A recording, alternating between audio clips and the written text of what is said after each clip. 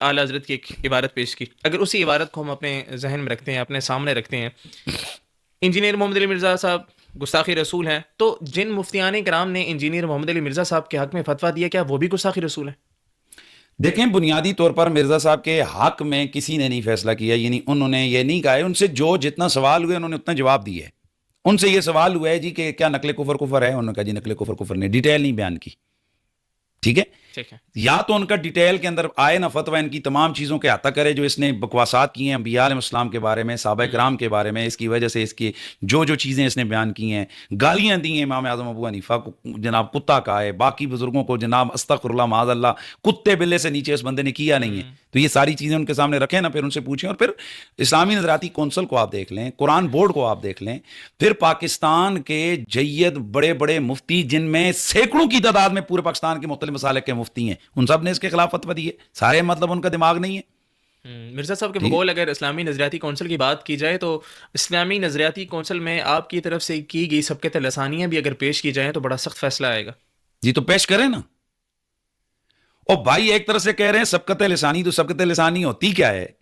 قرآن مجید قرآن رشید میں چیزیں موجود ہیں اور باقی چیزیں بھی موجود ہیں. اور یہاں میں چیز کی وضاحت کر دوں، ایک آدمی یہ اسی طرح جیسے ایک حافظ قرآن، مجھے ایسے ایک سوال کا جواب دیں، ایک آدمی جو غلط قرآن پڑھے تو قرآن کو لفظوں کو بدلنا یہ کیا ہے؟ گناہ ہے. بھائی قرآن کے لفظ آپ بدل رہے ہیں تو کہاں جائے گا یہ فتویٰ؟ لیکن یہ جو حافظ پڑھتے ہوئے کہاں سے کہاں نکل جاتے ہیں، اگر وہ جب ختم کریں ان کی کوئی ریکارڈنگ کر لے ان کی جو تلاوت وہ کر رہے ہیں، تو بعد میں کہے جی یہ دیکھیں یہ تو لفظ اس نے کہاں سے کیا پڑھا، اللہ قرآن کے اندر تعریف، اس کے خلاف پرچہ کر دو. ہوتا ہے؟ اس کو کیا کہیں گے کہ ان سے غلطی ہو گئی، انہوں نے جان بوجھ کر ایسا نہیں کیا. ہاں اس کو جب بتایا جائے بھائی یہ تو نے غلطی کی ہو کہ نہیں میں نے ٹھیک پڑھا ایسے ہی ہے، تو پھر تو اس کے لیے ہوگا. لیکن کوئی بندہ ایسا نہیں کہتا ہے.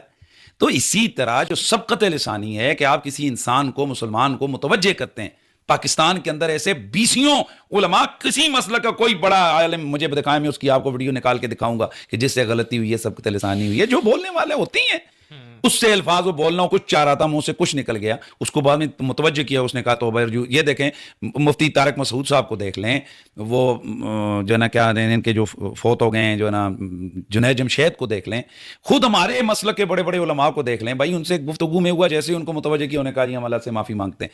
تو اگر تو مرزا صاحب کی سبقت لسانی ہوتی، یعنی ان سے غلطی سے کوئی چیز نکل گئی ہوتی، اور ہم نے اتنی دفعہ ہم نے اس بندے کو متوجہ کیا ہے، تو اس کو چاہیے تھا نا کہ وہ اپنی بات کہہ کے تو جی مجھ سے غلطی سے نکل گئی. یعنی آپ امام اعظم ابو حنیفہ کو کتا بھونکنے والا کہہ رہے ہو. کتنی دفعہ میں نے اور پاکستان بھر کے لوگوں نے اس کو کہا کہ تو نے یہ بکواس کی ہے اتنے بڑے امام الائمہ کے خلاف. ٹھیک ہے، تو اس نے آگے سے کیا کہا جی یہ نبی کے والدین کے لیے یہ کہہ رہے ہیں. جس کتاب کے حوالے سے امام صاحب پر الزام لگایا، خود مرزا صاحب کی اپنی ویڈیو میرے پاس موجود ہے کہ اس کتاب کے حوالے سے وہ کہتا ہے ان کی طرف غلط منسوب ہے، ان کے سے جو ہے نا کئی 100 سال بعد یہ کتاب لکھی گئی ہے. الفقہ الاکبر کتاب سے، جو حنفیوں کے نزدیک بنیادی کتاب ہے، بڑی چھوٹی سی کتاب ہے، عقائد کے اوپر امام حنیفہ رحمۃ اللہ علیہ کی طرف وہ منسوب کرتے ہیں. ظاہر ہے وہ اس کو مانتے ہیں کتاب کے ان کی ہے. ہمارے نزدیک تو وہ کتاب امام حنیفہ کی وفات کے تقریباً 250 سال بعد لکھی گئی ہے، اس کی سند کوئی نہیں ہے. یعنی خود تسلیم کرتے ہو کہ وہ کتاب فقہ اکبر امام صاحب کی نہیں ہے، تو اس کتاب کے ایک اور اس کتاب کے نسخوں میں بھی اختلاف ہے، کئیوں میں وہ لفظ ہے، کئیوں میں وہ لفظ نہیں ہے. تو اس کی وجہ سے آپ معاذ اللہ ان کو بھونکنے والا قرار دے رہے ہو. تو دوسری طرف کیا یہ جو عدم ایمان والدین رسول کے خلاف اس حوالے سے کیا بخاری مسلم ترمذی ابن ماجہ میں روایتیں نہیں ہیں؟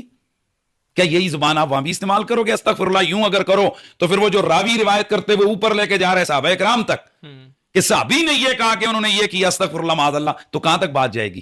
یعنی آپ بے لگام ہیں یہ شخص ہے. کہاں ہیں ہمارے ادارے، کس جگہ ہیں؟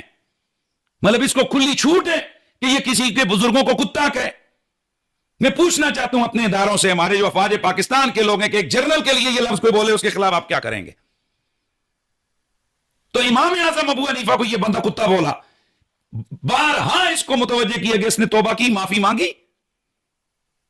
اس نے صحابہ کرام علیہ رضوان کو جانور کہا، گھوڑا قرار دیا. اس نے خود حضرت امیر معاویہ رضی اللہ تعالیٰ عنہ کے اس بندے نے رافضی اور ناسبی قرار دیا اور کہا کہ یہ رافضیوں اور ناسبیوں کا باپ ہے تمہارا ماموں. یہ کیا ہے؟ چلیں مفتی اس کو آپ سبقت لسانی کہیں گے کہ ٹکا ٹکا کے بازو لہرا کے کہتے ہیں، اور اس کے بعد تقریراً اس کو 12 میری کئی پوڈ کاسٹوں میں موجود ہے، میں نے کہا اس یہ وغیرہ یہ کہتا نا جی بھائی یہ میرے سے غلطی سے منہ سے نکل گیا، میں معافی مانگتا ہوں. پھر اس کے حوالے سے ہم اس کو کہتے تو پھر تو یہ کہتا جی کہ یہ اپنی باتوں پہ یہ رجوع کر لیتے ہیں اور میری بات یہی تو یہ، اور یہ مکس اپ کرتا ہے. ایک ہے 295 اے یا 298 بی یا 298 کے دفعات، اس کے حوالے سے اس نے یہ بھی جھوٹ بولا ہے جی کہ سینکڑوں لوگ جناب موجود ہیں اڈیالہ جیل کے اندر کہ جو ان کو کسی نے ریلیف نہیں دی ہے. اور یار اس پچھلے مہینے کے اندر اس پنڈی اور کوٹا اور راؤنڈ اباؤٹ 4 ایسے مقدمے ہیں کہ جن لوگوں نے حضرت صحابہ کرام علیہ رضوان کے حوالے سے ان کی زبان سے الفاظ نکلیں تو انہوں نے بعد میں معافی مانگ لی، معذرت کر لی، تو ان کو علماء نے کہا چلو ٹھیک ہے یار آئندہ نہیں کرنا، تو ان کو مقدمہ ختم کر دیا، معاملات ان کے ختم ہو گئے. کسی نے کہا یار میں کہنا کچھ چاہ رہا تھا، یا کسی نے کہا جی یہ پوسٹ میرے، ایک بندے نے ایکسکیوز کیا جی میرے علم میں نہیں تھی، جلدی میں کچھ اور اوپر تصویر لگی تھی میں کرنا چاہ رہا تھا، میں اللہ سے معافی مانگتا ہوں، میں اللہ توبہ، میں تو صحابہ کو کبھی کہہ بھی نہیں سکتا. اس کو ریلیف کر دے دیا، اس کو ریلیز کر